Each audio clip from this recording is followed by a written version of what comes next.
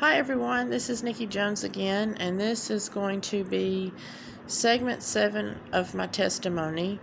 This segment will be a little different. I'm going to have to film it in 2 parts because it's going to be a bit longer. It's probably going to run for about 45 to 50 minutes, and my phone will only let me film in 31-minute segments. And so close to the time when it will cut me off, I will end, but then I will start in another segment, and I will put both parts on so you can listen to both part 1 and part 2 of my 7th segment.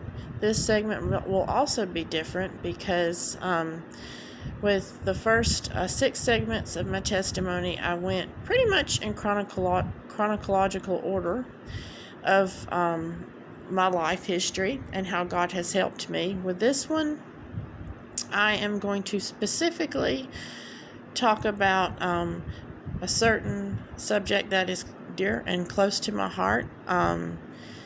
October is pregnancy, loss and infant awareness month, and I wanted to talk to you about how God has got me through all of my pregnancies.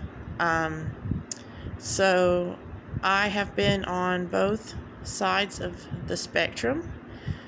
I have been blessed with healthy pregnancies, but I have also experienced pregnancy loss.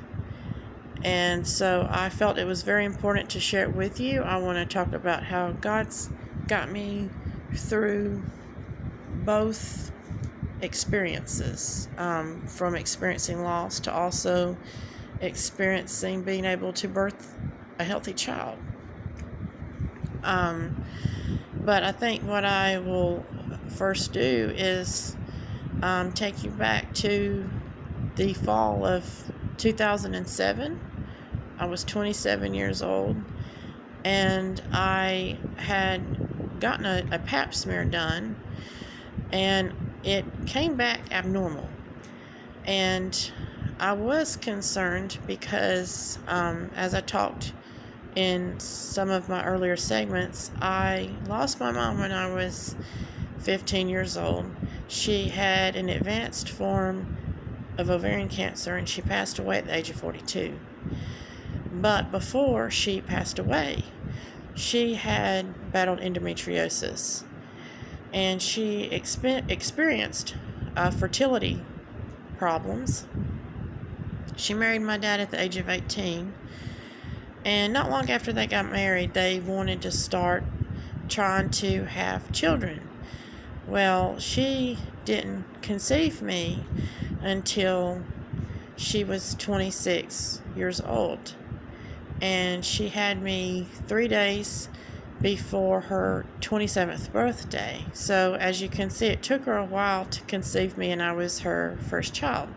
And then when she conceived my brother, I was already 5 years old, and she had him when I was almost 6, and she only had 2 children. So, and she was 32 when she had my brother. She was close to 33. So I did not know. I've heard there are times when your fertility can mimic your mother or other female family members. So I really didn't know if I was going to follow in my mom's footsteps, fertility-wise or not. And also knowing that she had ovarian cancer, I was concerned with getting an abnormal pap smear. At the time, I was dating my now husband, Josh, and we had talked about having kids, and he knew about my family health history with my mother, and we had already talked about if my repeat pap smear came back abnormal and they found any cancerous cells or precancerous cells, and say they recommended say hysterectomy, or say they felt like I really wasn't safe for me to have kids or whatever. We had talked about adoption. But anyway, my OB told me, I think if I remember correctly, she told me we want to retest in 6 months. So I think that I had that first pap smear in September of 2007. And then in March of 2008, the month before Josh and I got married, I had a repeat pap smear. And praise God, it came out normal. And she told me what she thinks happened of why I had an abnormal pap smear back in the fall of 2007 was probably I had a common yeast infection that rendered me to have an abnormal pap smear. But she said everything looks good now. And so I told Josh, and we were relieved. And we got married April the 25th of 2008. And right before we married, we had talked about potentially getting on birth control and maybe waiting a few years before we actually had children. But when the more I thought about it, the more that Josh and I talked about it, we thought, well, you know what? We're just going to let God decide when He wants to bless us with kids. And because I had also thought, well, it took my mom about 8 years to conceive me, and I was her first pregnancy. And then it took her another like 5 years to conceive my brother. And if I do happen to fall in the footsteps of my mother, well, I am 28 years old. When I got married, I was 28. I was 10 years older than her. And I'm like, well, if it takes me 8 years to conceive, I will be 36 years old before I have my first child. And then if it's another 5 years, I would be 41 before I have my second child. And Josh and I had already talked about it, and we wanted 3 to 4 kids.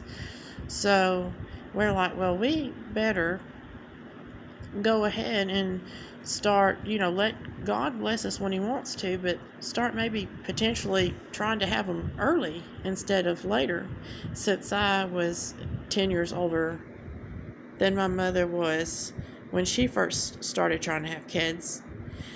And so we decided we would let God decide, and we got married April the 25th of 2008, and August the 11th of 2008, I found out I was pregnant with our first child.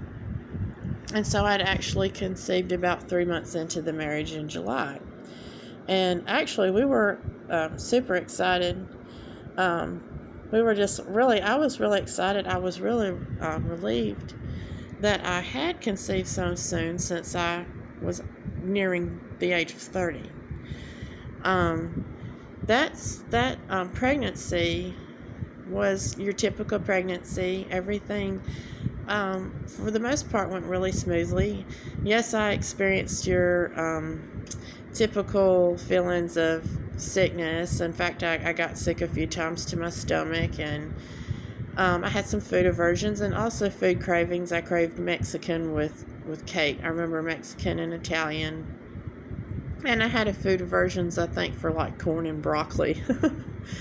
And in November, I think it was the week before Thanksgiving, I found out that I was going to have a little girl. And I was really excited. And Josh and I decided to name her Catherine Elizabeth and call her Kate. And my due date with Kate was April the 14th of 2009. And close to the end of pregnancy, in fact, at 36 weeks of my pregnancy, I actually had a little scare. My blood pressure was acting up, and they told me that I potentially may need to have an emergency C-section. Thankfully, with a few hours observation, it went down, and there wasn't any protein in my urine, and so they were able to send me home, and I was able to carry her for almost 3 more weeks. I was scheduled to be induced. My due date was April 14th, and I was scheduled to be induced on April the 9th. But Sweet Kate decided that she wanted to come on April the 4th. And I was really glad because I didn't have to be induced. My water broke at home on its own. And I was in labor from start, literally from the first contraction to the last contraction. I was in labor for about 3 days. So it was a long process with Kate. But thankfully, I was able to have a vaginal birth with her. Yes, I did get an epidural because after being in pain for that long, because I started contracting in the early morning hours of Thursday, April the 2nd. I contracted all day long that Thursday, all night long into the morning hours of Friday, all Friday into the morning hours of early morning hours of Saturday, April 4th. She came April 4th on a Saturday at 1:39 a.m. I had a vaginal birth with her. I did have to have an episiotomy, but I got her out in 3 to 4 sets of pushes. They didn't have to use forceps or anything. I mean, once she came out, I mean, it wasn't, oh, there's the head. I mean, she just flew out. She came right out. She weighed 5 pounds, 10 ounces. She was 19 3/4 inches long. She was born at 38 weeks and 5 days. And so I was really thankful to God that He saw me through that first pregnancy. With my second pregnancy, I got pregnant right before Kate was 2. I think she was about 20 to 21 months old when I got pregnant with my second child. And Josh and I were actually trying to have a second child, and we were thankful when we found out we were pregnant with our second daughter. My due date with our second daughter was October the 8th of 2011, and her pregnancy was very typical as well. I will say I did have a little scare in the 5th week of my pregnancy. I did start to spot. I was scared I was having an early miscarriage with her. But praise the Lord, I found out that while I was spotting, I had actually strained to have a bowel movement. And that's the only reason that I had started to spot. I went in to see the doctor probably about 4 days later, 3 or 4 days later, and she said, oh yeah, everything looks great. Your baby has a strong heartbeat. It was just because you strained for that bowel movement, but she looks great. And I was in my 18th week, and I found out she was a girl, and we decided to name her Sarah Faith Jones. And she came on October the 4th. No, my due date was October the 14th of 2011, but she came October the 8th of 2011. In fact, my doctor had said, well, if you don't have Sarah, I'll induce you by a certain point. I'll induce you October the 12th, 2 days before your due date. Well, thankfully, Sarah decided that she wanted to come earlier than the induction date, and she came Saturday, also on a Saturday like Kate, 6:23 a.m. She was much quicker to come compared to Kate. She came, I started contracting October the 7th of 2011, around 7 o'clock that night. And so I had her at 6:23 a.m. So I was in labor for about for about 11 and a half hours total. And I did have a vaginal birth with her. I did get an epidural and have an episiotomy with her. I got her out within 8 to 10 pushes with her. And like her sister, I mean, it wasn't, oh, here's her head. I mean, she came right out. She weighed 6 pounds, 6 ounces, 20 and 3/4 inches long. She was actually my longest baby and my biggest baby. I tended to have smaller babies. And she came at 39 weeks and 1 day, and she was also my longest pregnancy. And I'm very thankful to God for her.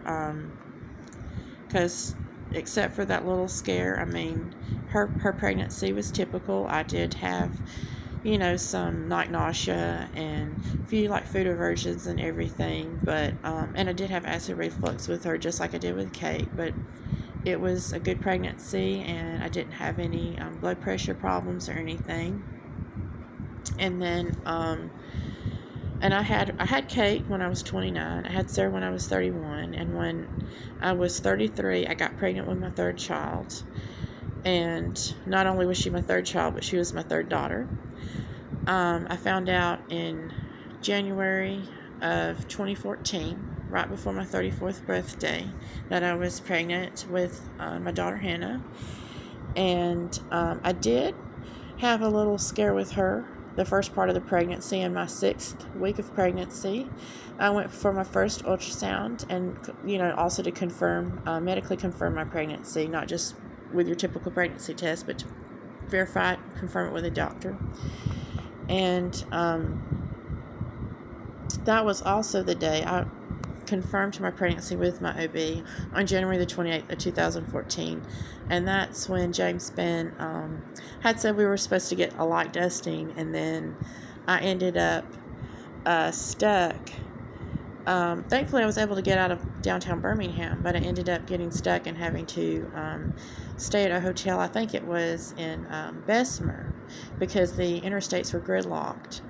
And I had also done a 180 in my car. At the time, I had a little Chevy Aveo, and some of the tires, I didn't have the best treads on them at the time, and so I did have like a little spin out, and so I'm like, I'm pregnant, I need to get off this road. And so I ended up staying half the night on the in a hotel, on the floor in that hotel with some other women that had gotten stuck as well, because the hotel had run out of rooms, and there weren't any like nearby like shelters that were taking people, and the churches were shut down.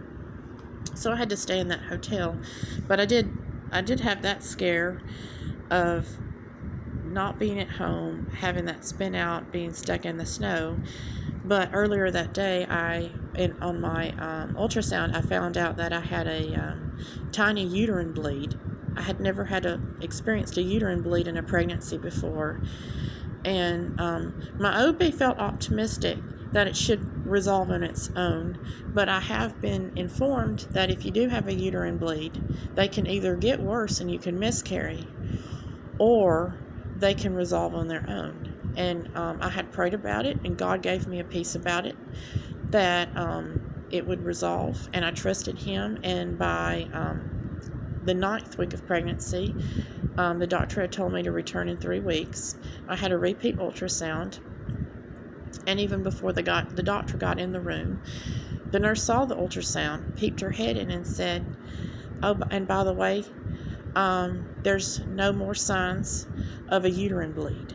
And so, thankfully, praise the Lord, He healed it up, and my uterine bleed had resolved, and Hannah looked great. And so everything went well, besides having that scare the first part of the pregnancy. Everything went well. We had an early sneak peek ultrasound and found out at exactly 16 weeks that we were having our third little girl, and we decided to name her Hannah Grace Jones. And thankfully, I carried her to 38 weeks and 3 days. My due date with her was September the 23rd of 2014.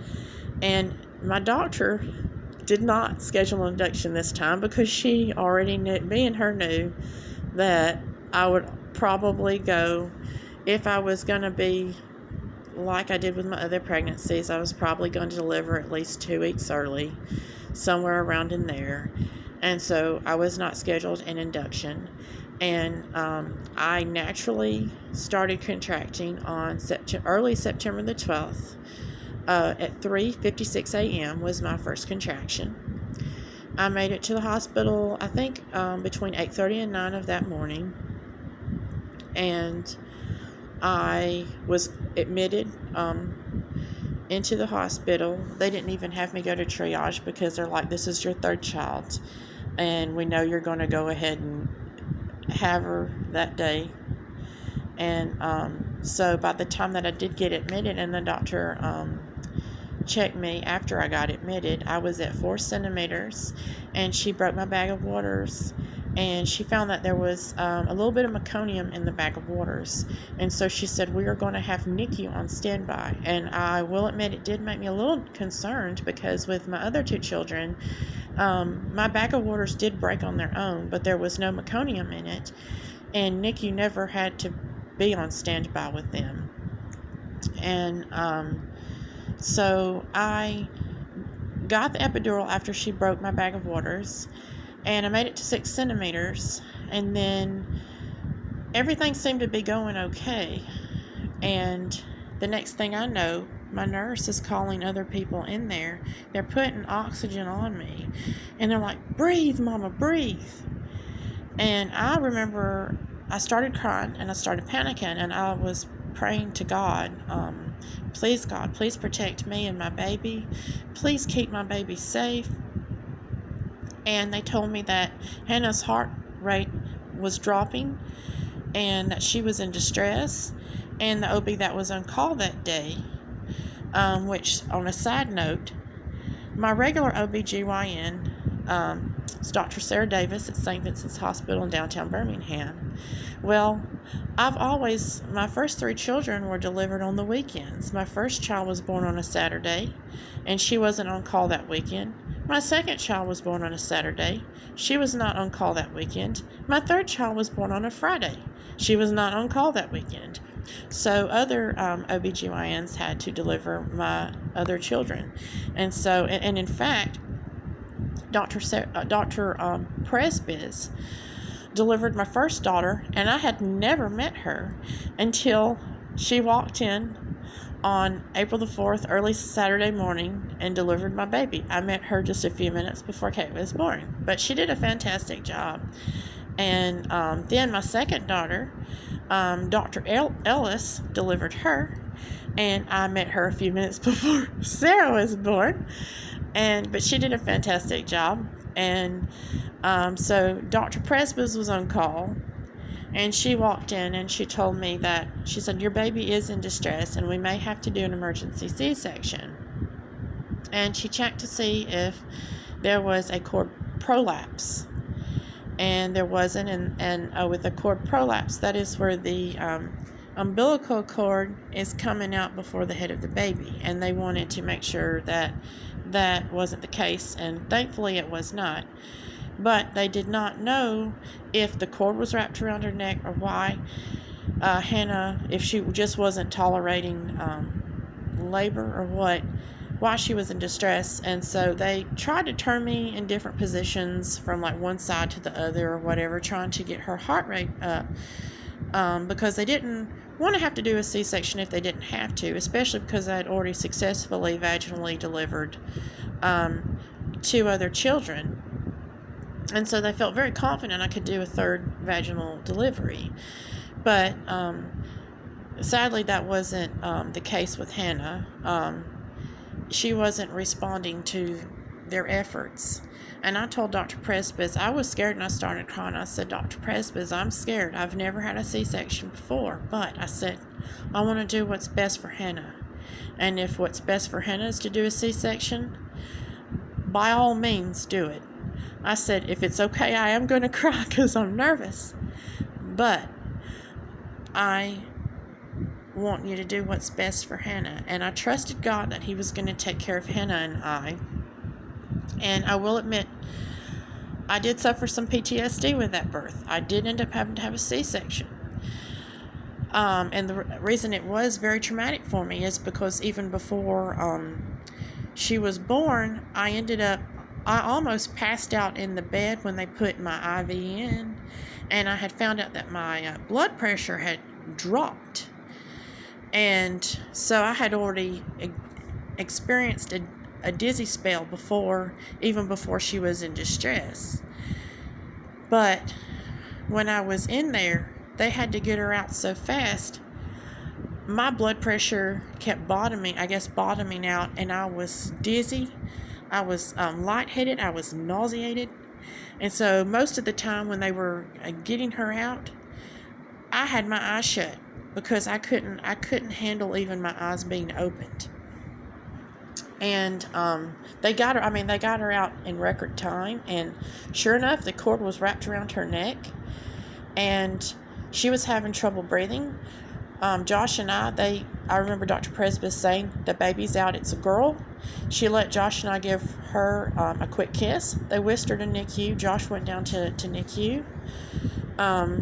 Followed her, Hannah and the nurses to NICU. I, however, on the other hand, was on the table getting sewed up, but I did not do well while I was being sewed up. I was still feeling bad. When they got me finished sewing me up, they transferred me from the operating table to my regular bed, hospital bed, and I started dry heaving. And I said, "Please, can you go slow?" Because I said, "I am terribly dizzy and nauseated." And they said, "Yeah, I think we can go slow since the baby's out, and we'll go very slow." And so thankfully I made it down the hall back into my room without getting sick.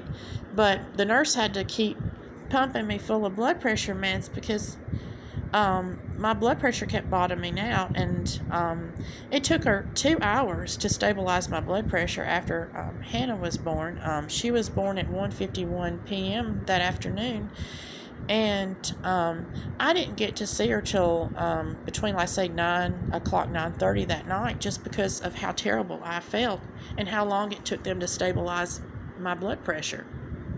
And also, I had an epidural, but they had to give me stronger medicine with my epidural. And what I was told was, if they give you a spinal, it's more immediate, but it wears off quicker. Whereas I had an epidural, and it can take longer for it to wear off. And so it took me a while before I could feel my legs, and before I felt well enough to see her. She spent 4 days in the NICU. She was born on because she spent Friday, Saturday, Sunday, and then Monday. She was, later that afternoon, she was able to come to the room with Josh and I and go home with us on Tuesday of the next day. But I know God's hand was in it the whole time, because I had a Christian nurse that helped, and she told me, she said, "There was no reason why you shouldn't have fully dilated." And she says, "I know God was holding your cervix shut. He only let you go to 6 because every time that you had a contraction, that cord was tightening tighter around your daughter's neck." And she said, had we allowed, the doctors and everyone allowed you to continue to labor, and you would have ended up having a vaginal birth, you would have delivered a stillborn baby. And she prayed over me before there was any signs of distress at all. She prayed over me and Hannah. And my sister-in-law had called, and she was on the phone, and she prayed over me and Hannah. And I felt the presence of God. I know that He was in that room that day. He was working through all the doctors and nurses that helped us. Dr. Presbys tag-teamed it with Dr. Ellis on the C-section. So Dr. Presbys and Dr. Ellis, God worked through them to get Hannah safely here. And so I am so very thankful that I ended up having 3 healthy babies. Hannah, I don't think I told you, but Hannah weighed 5 pounds, 15 ounces, and she was 19 and a half inches long. And of course, she was born Friday, September 12th, 2014 at 1:51 p.m. And so all my first babies, they were, like I said, they were smaller, with my biggest being 6 pounds, 6 ounces, 20 3/4 inches. That was my second child. My first child was 5 pounds, 10 ounces, 19 3/4 inches. And my third child was 5 pounds, 15 ounces, and 19 and a half inches, which I think was funny because when I was pregnant with my first daughter, my sister-in-law was pregnant with her son, and I told her, she said, well, she tended to have little babies. And I said, oh, watch me have a 7-8 pounder. I had Kate, and I'm like, oh, wow, I had this small, sweet, small little baby. But I thank God for my first 3 pregnancies, and I'm fixing to have to end my part 1, but I will start filming my part 2 shortly. And I will see y'all soon. Y'all have a blessed day.